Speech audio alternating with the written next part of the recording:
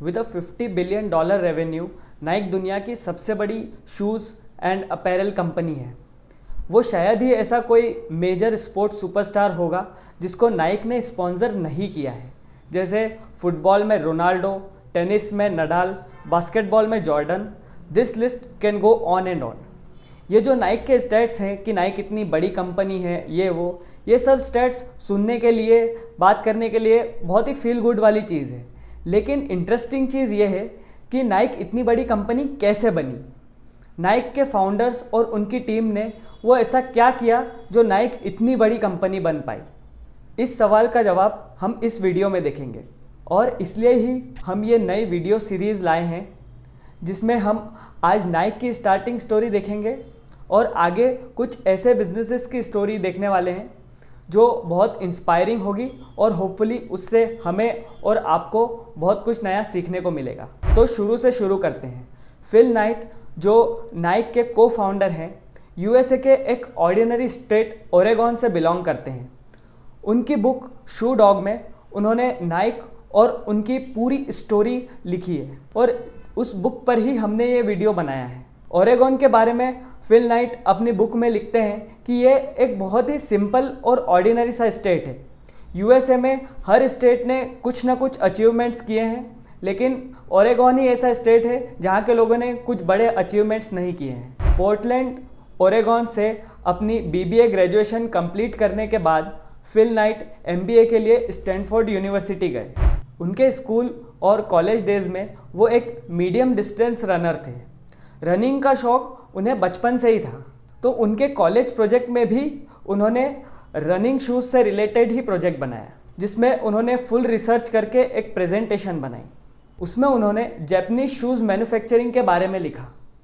उन्होंने देखा कि जैसे निकॉन, कैनन जैसी Japanese camera manufacturing companies America में ग्रो कर रही है, वैसे ही जापानीज शू भी अमेरिका में बहुत पोटेंशियल रखता है।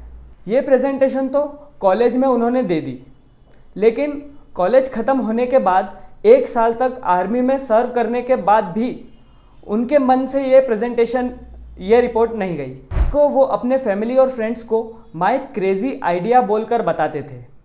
उनके पापा एक न्यूज़पेपर चलाते थे। वो चाहते थे कि उनका बेटा भी ऐसा ही कुछ रेप्यूटेड काम करे।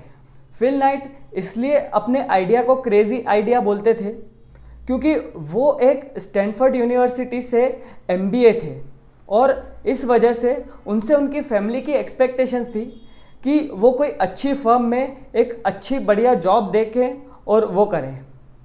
लेकिन उनका मन उनके क्रेजी आइडिया पे था। द क्रेजी आइडिया, उनका क्रेजी आइडिया ये था कि वो सबसे पहले दुनिया घूमें। Greece, Italy, France, UK, Spain, ये सब कंट्री वो घूमना चाहते थे, और लास्ट में जापान जाएं और वहाँ के एक अच्छे शू कंपनी से कॉन्ट्रैक्ट करें और अमेरिका में जापान से शूज़ इंपोर्ट करें और अमेरिका में शूज़ सेल करें। अब इस सब काम के लिए उनको जो पैसे लगते वो उनके पास नहीं थे। पहले ही उनके पापा ने एमबीए की फ़ीस अपने जेब से भरी थी, तो अपने पापा से और पैसे मांगने के लिए भी उनको शर्म आ रही थी। लेकिन फाइनली एक दिन वो अपने पापा से बात करने की हिम्मत जुटा लेते हैं और उनसे पैसे मांग लेते हैं। उनके पापा मान जाते हैं, लेकिन आधे मन से। उनके पापा नहीं चाहते कि उनका बेटा इतना पढ़ने लिखने के बाद उनसे पैसे मांगे, और वो भी एक शूज़ की शॉप खोलने के लिए। कुछ अपनी सेविंग से और कुछ अपने पापा से $800 लेके फिल नाइट अपनी जर्नी पे निकल जाते हैं। वो डिसाइड करते हैं सबसे पहले जापान जाने का। जापान में कोबे नाम की सिटी में उनको एक बहुत अच्छा शूज़ टाइगर बाय ओनित्सुका दिखता है। वो शूज़ उनको बहुत पसंद आता है। वो नेक्स्ट डे ही ओनित्सुका के ऑफिस जाते हैं और वहाँ के लोगों से डील की बात करते हैं। ओनित्सुका के लोग उनसे पूछते हैं कि फिल नाइट की कंपनी का नाम क्या है, तो वो वहीं पर जो पहला नाम उनके मन में आता है वो बता देते हैं। वो बोलते हैं उनकी कंपनी का नाम है ब्लू रिबन स्पोर्ट्स। पहली मीटिंग में ही फिल नाइट ओनित्सुका को 300 पेयर्स ऑफ टाइगर्स का ऑर्डर दे देते हैं ऑफ $3.33 पर पेयर, जिसका टोटल होता है $1000। ओनित्सुका वाले ऑर्डर एक्सेप्ट करते हैं और 3 मंथ्स का टाइम मांगते हैं शिपमेंट रेडी करने के लिए। अब ये डील क्रैक करने के बाद फिल नाइट खुश तो बहुत होते हैं, लेकिन अब उन्हें 3 महीने में $1000 का बंदोबस्त करना है। तो वो उनकी वर्ल्ड टूर की ट्रिप को थोड़ा शॉर्ट में कंप्लीट करते हैं और अपने घर जाते हैं। घर आने के बाद वो सबसे पहले अपना पार्टनर बनाने के लिए जाते हैं अपने कॉलेज के कोच बिल बोवरमैन के पास। बोवरमैन उस टाइम के यूएसए की ट्रैक टीम के ओलंपिक में कोच रहते हैं। बोवरमैन रनिंग के लिए हद से ज़्यादा पैशनेट रहते हैं और जैसे ही फिल बोवरमैन को उनके आइडिया के बारे में और पार्टनरशिप के बारे में बताते हैं, बोवरमैन हाँ कर देते हैं और 50-50% की पार्टनरशिप अग्री कर लेते हैं और दोनों इनिशियल $500 की कैपिटल के साथ ब्लू रिबन स्पोर्ट्स स्टार्ट करते हैं। कुछ ही महीनों में टाइगर शूज़ का ऑर्डर आ जाता है और फिल अपने बेसमेंट को 300 पेयर ऑफ टाइगर से भर देते हैं। फिल रोज़ अपने पिकअप ट्रक में पीछे शूज़ लोड करके सेल्स पर निकल जाते हैं। वो ट्रेनिंग सेंटर्स, कॉलेजेस और स्कूल्स के बाहर खड़े होते और जो भी उनसे टाइगर शूज़ के बारे में पूछता वो बड़े पैशन के साथ टाइगर के फीचर्स उनको बताते। अपनी बुक में वो इनिशियल सेल्स टेक्निक के बारे में यही लिखते हैं कि आप कितनी भी टिप्स और ट्रिक्स यूज़ कर लो, लेकिन जो मैजिक बिलीफ में है वो मैजिक किसी सेल्स ट्रिक में नहीं। क्योंकि फिल खुद एक रनर थे, वो बहुत अच्छे से जानते थे कि कौन से शूज़ अच्छे हैं, कौन से शूज़ ख़राब हैं, और वो जिस पैशन और बिलीफ से लोगों को टाइगर के बारे में बताते वो बहुत जल्दी कन्विंस हो जाते और परचेस कर लेते। फिल ने कुछ ही दिनों में 300 पेयर्स बेच दिए और अब 900 पेयर्स का ऑर्डर दे दिया। इस ऑर्डर के लिए उनको $3000 की ज़रूरत पड़ी। पहले के जो 300 पेयर्स उन्होंने बेचे थे उनसे जो पैसा उन्होंने बनाया वो अगले ऑर्डर के लिए सफिशिएंट नहीं था। तो फिर वो उनके पापा के पास फिर से गए और उनसे पैसे मांगे, लेकिन इस बार उनके पापा ने उनको क्लियरली मना कर दिया। फिल को शायद ये बात पता थी कि ऐसा हो सकता है, इसलिए उन्होंने सेकेंड ऑप्शन में अपने पापा से बैंक गारंटी मांग ली, जिसके बेसिस पर बैंक ने उन्हें ऑर्डर के लिए पैसे दे दिए। टाइगर की क्वालिटी अपने टाइम के लिए बहुत ज़्यादा अच्छी थी और फिल की सेल्स बढ़ रही थी क्योंकि उन्होंने अब कॉलेज और स्कूल्स के कोचेस को टारगेट किया। और जब वहाँ के कोच को पता चला कि ये बोवरमैन की कंपनी है तो शूज़ सेल करने में और आसानी हो गई।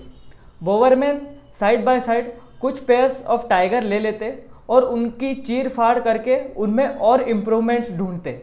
बोवरमैन टाइगर में कुछ चेंजेस करते और फिर अपने जूनियर एथलीट्स पर एक्सपेरिमेंट करते और फिर वो ऑब्जर्वेशंस ओनित्सुका को मेल करते। बोवरमैन के लेटर्स पढ़ के जापान में ओनित्सुका के एम्प्लॉयज़ अपने शूज़ में छोटे छोटे इम्प्रूवमेंट्स करते और नेक्स्ट ऑर्डर में एक लेवल अप टाइगर्स भेजते।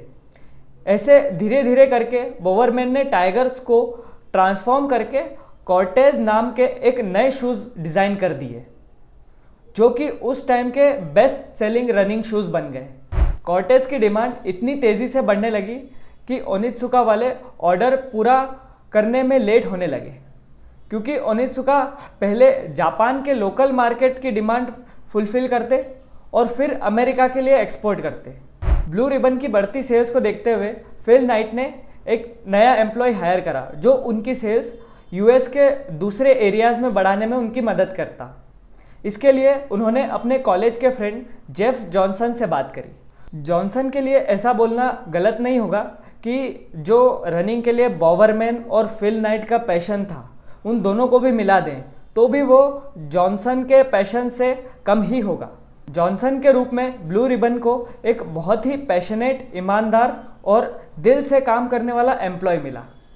शुरू में फिल नाइट को जॉनसन के बारे में कुछ डाउट्स थे कि क्या वो लॉन्ग टर्म ये सब काम कर पाएंगे, क्या वो प्रेशर हैंडल कर पाएंगे, लेकिन Johnson prove to be the ideal employ that any company could ever wish for. Johnson की इतनी तारीफ इसलिए करना ज़रूरी है क्योंकि वो उनकी जॉब केवल एज एन एम्प्लॉय नहीं कर रहे थे, बल्कि वो कंपनी को अपना मिशन और अपना गोल मान के चल रहे थे। फॉर एग्ज़ाम्पल, वो उस ज़माने में जब कोई ईमेल, एसएमएस, व्हाट्सएप कुछ भी नहीं होता था, तब वो अपने हर एक कस्टमर्स को बर्थडे कार्ड्स भेजते थे, उनका रिकॉर्ड्स रखते थे और ऐसे अपने कस्टमर्स से कनेक्ट करते थे। जबकि आज की डेट में जब इतने सारे मीडियम्स अवेलेबल हैं, तब शायद ही कोई एम्प्लॉय अपने मन से ये सब काम करता है। जॉनसन अपने कस्टमर्स से रेगुलरली फीडबैक लेते थे। वो स्कूल्स और कॉलेजेस के ट्रैक इवेंट्स जहाँ रनिंग रेस होती थी वहाँ जाते थे और जो एथलीट्स टाइगर या कॉर्टेज पहनते थे उनसे बात करते थे और वापस आकर शूज़ पर एक्सपेरिमेंट करते थे और अपने फीडबैक्स ओनित्सुका को मेल करते थे। फिल नाइट और जॉनसन जब भी मिलते थे वो हमेशा रनिंग पर जाते और कंपनी के बारे में चीज़ें डिस्कस करते। जॉनसन जैसे एम्प्लॉयज़ जो अपने जॉब डिस्क्रिप्शन के बियॉन्ड जाके कंपनी को अपना मान के काम करते हैं, ऐसे एम्प्लॉयज़ बहुत ही कम होते हैं और बहुत ही मुश्किल से मिलते हैं, खासकर इनिशियल स्टेज पर।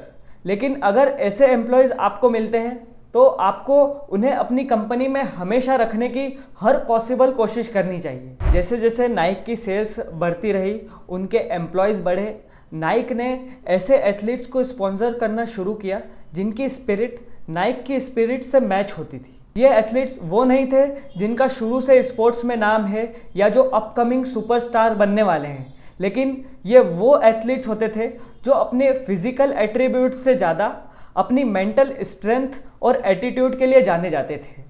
ये लोग टैलेंटेड एथलीट्स हो ऐसा ज़रूरी नहीं, लेकिन ये लोग नेक्स्ट लेवल के माइंडसेट वाले लोग होते थे। नाइक के ऐसे कुछ एथलीट्स हैं, Michael Jordan, Cristiano Ronaldo, Rafael Nadal etcetera. जो एक चीज़ नाइक में शुरू से लेकर आज तक रही है वो है उस कंपनी की स्पिरिट। डे वन से फिल नाइट का सपना नाइक को सबसे ज़्यादा पैसे कमाने वाली शू कंपनी नहीं बनाना था। उनका सपना या उनका क्रेजी आइडिया ये था कि जिस स्पोर्ट्स के लिए वो इतने पैशनेट हैं, उस पैशन को वो अच्छे से फॉलो कर पाए। इस वीडियो में हमने नाइक की स्टार्टिंग स्टोरी के बारे में देखा कि वो ऐसे कौन कौन लोग थे जिन्होंने नाइकी को स्टार्ट किया और कैसे उन्होंने नाइकी को इतना बड़ी कंपनी बनाई। इस वीडियो में हमने नाइक की सक्सेस से ज़्यादा उसकी स्टार्टिंग स्टोरी पे इसलिए फोकस किया है और आगे भी हम अलग अलग कंपनीज़ के बारे में जब डिस्कस करेंगे तब उनकी स्टार्टिंग स्टोरी के बारे में और उनके फाउंडर्स और उनके पैशंस के बारे में डिस्कस करेंगे, ताकि ज़्यादा से ज़्यादा लोग इससे रिलेट कर पाए और इससे इंस्पायर हो सके।